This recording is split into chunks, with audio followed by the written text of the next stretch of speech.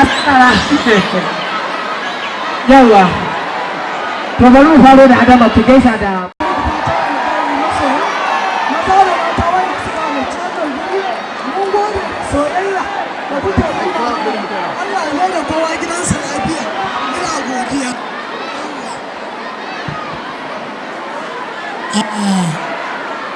‘yan uwana da abokan arziki da ‘ya'yana da jikoki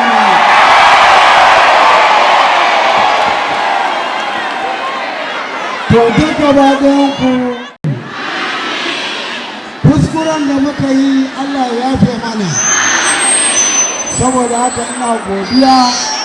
da wannan taro da aka zo domin mu sada zumuncin juna da ku ya sunana ya sunan matata ya sunan matata ya sunan yata babbar ya sunan yata babbar to masha Allah wannan shine abin da muke gaya muku cewa kamfanin Sarari Ventures abin da yayi za su faɗa abin da ya faɗa shi za a gani a nan yawwa wanda bai faɗa ba wannan shirin ne na mata wanda idan ba sa son ka komai sai su ce maka adama ki yi haƙuri don Allah kai na yi wannan adama don Allah ki yi haƙuri ɗaya ta mai to kwarai lamba ɗaya ma cikin munafukan abu na alheri an kawo kuɗi na gaya ma ni za a ba ina zuwa jama'a wa ya ta ba ta kannan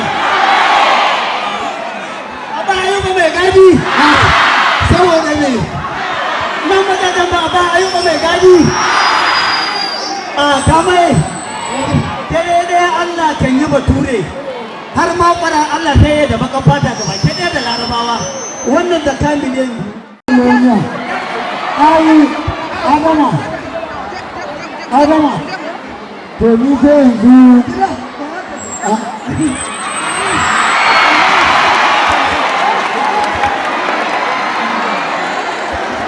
ya kuke cewa ai adama yanzu zuwa za mu yi kawai rubuta takarda misalta ke kawai